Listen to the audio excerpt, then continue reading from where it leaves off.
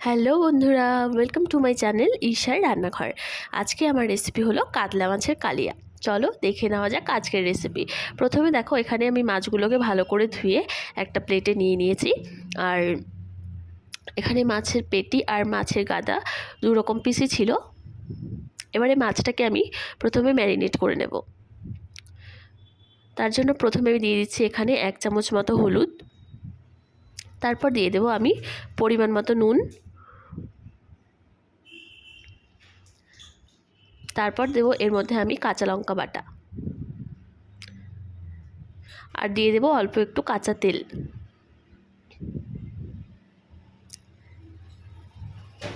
এবারে এই মশলাটার সাথে মাছটাকে খুব ভালো করে ম্যারিনেট করে নেব।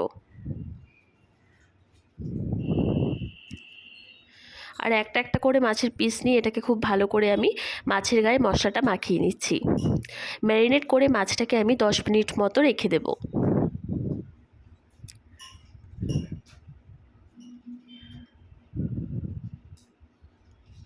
আর তোমাদের কার কার মাছের পেটি ভালো লাগে আর মাছের গাদার পিসটা খেতে ভালো লাগে অবশ্যই কিন্তু আমাকে কমেন্ট করে জানিও। দেখো, মাছগুলো আমার খুব ভালো করে ম্যারিনেট করা হয়ে গেছে। আর এখানে যে মশলাগুলো লাগছে সেগুলো তোমাদের দেখিয়ে দিচ্ছি। এখানে রয়েছে পেঁয়াজ কুচি, পেঁয়াজটাকে কিন্তু একদম ঝিরিঝিরি করে আমি কেটে নিয়েছি। আর এখানে রয়েছে কাঁচা লঙ্কা, আর একটু এখানে বড় সাইজ করে দুটো পেঁয়াজ আমি কেটে নিয়েছি। এই মশলাটা আমি পেস্ট করব। এখানে নিয়েছি অল্প আদা, আর নিয়েছি 2 কোয়া রসুন। তোমাদের যদি রসুনের স্মেলটা খুব বেশি ভালো লাগে তাহলে তোমরা এখানে আরও রসুন দিতে পারো। এবার এই মশলাটাকে আমি পেস্ট করে নেব। এবার মিক্সিতে দিয়ে দিচ্ছি। দেখো, মশলাটা আমার খুব ভালো করে পেস্ট করা হয়ে গেছে। তারপর আমি কড়াই বসিয়ে দিয়েছি সর্ষের তেল। তেলটাকে খুব ভালো করে গরম করে নেব। তারপর এর মধ্যে একে একে আমি ম্যারিনেট করে রাখা মাছগুলোকে দিয়ে দিচ্ছি। আর এই সময় গ্যাসের আঁচটাকে হাই ফ্লেম টু মিডিয়াম করে দেবে, তাহলে মাছগুলো কি হবে, পুড়ে যাবে না।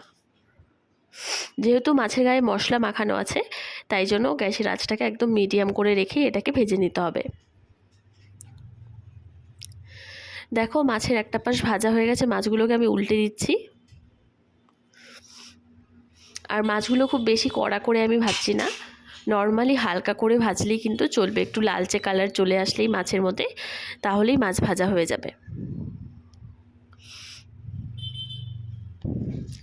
তারপর দেখো, মাছগুলোকে আমি এবার তুলে নিচ্ছি। মাছটা আমার ভাজা হয়ে গেছে। এরপরে যে বাকি মাছগুলো ছিল সেই মাছগুলো আমি ভেজে নিচ্ছি। দেখো, সব মাছ ভাজা আমার কমপ্লিট। এবারে এখানে নিয়েছি আমি একটা তেজপাতা, 2টো শুকনো লঙ্কা, নিয়েছি অল্প একটু জিরে। তারপর কড়াইয়ে দিয়ে দিয়েছি আর একটু সর্ষের তেল। তেলটা এবারে গরম হয়ে গেলে এর মধ্যে আমি দিয়ে দিচ্ছি তেজপাতা, শুকনো লঙ্কা আর জিরে। এবারে হালকা করে এটা একটু ভেজে নিচ্ছি।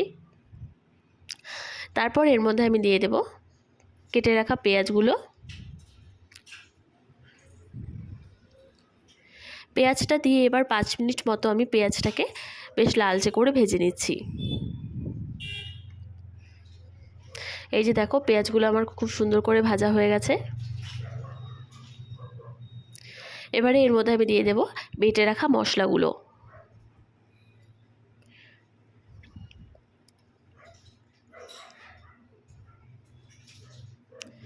তোমরা যে হিসেবে ঝাল খাবে সেই হিসেবেই কাঁচা লঙ্কাটা তোমরা একটু পরিমাণ করেই দেবে। এবারে দেখো, গ্যাসের আঁচটাকে কিন্তু আমি একদম মিডিয়াম রেখে মশলাটাকে কষিয়ে নেব। এখানে দিয়ে দিচ্ছি আমি 1 চামচ মতো হলুদ। তারপর দিয়ে দেব আমি শুকনো লঙ্কা গুঁড়ো।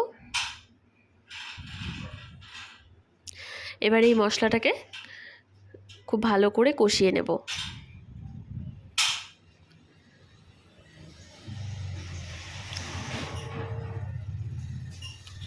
তারপর এই যে দেখো, মশলাটা কিন্তু আমার প্রায় কষানো হয়েই এসেছে। আর এটাকে কন্টিনিউ কিন্তু আমি নেড়েই দিচ্ছিলাম, না হলে মশলাটা কিন্তু পুড়ে যাবে। আর এই যে দেখো, মশলা থেকে তেল ছাড়তে শুরু করে দিয়েছে। মশলাটা কিন্তু আমার খুব ভালো করে কষানো হয়ে গেছে। এবার এর মধ্যে আমি দিয়ে দেব পরিমাণ মতো জল।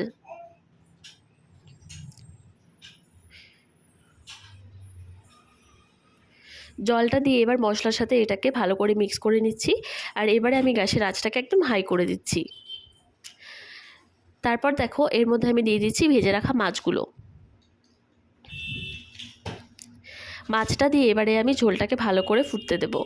আর নুনটা আমি আগে দিতে ভুলে গিয়েছিলাম, তোমরা মশলাটা যখন কষাবে তখনই নুনটা দিয়ে দেবে। তারপর দেখো এখানে আমি গরম মশলা বেটে নিয়েছি, গোটা গরম মশলা। আর এই পাশটাতে দেখো মাছের ঝোলটা কিন্তু প্রায় শুকিয়ে এসেছে। এবারে এর মধ্যে আমি দিয়ে দেবো বেটে রাখা গরম মশলা। গরম মশলাটা দিয়ে 5 থেকে 7 মিনিট মতো রেখে দিচ্ছি এটাকে। 5-7 মিনিট মতো রেখে নামিয়ে নিলে কিন্তু রেডি কাতলা মাছের কালিয়া। ভিডিওটি কেমন লাগলো অবশ্যই কমেন্ট করে জানিও।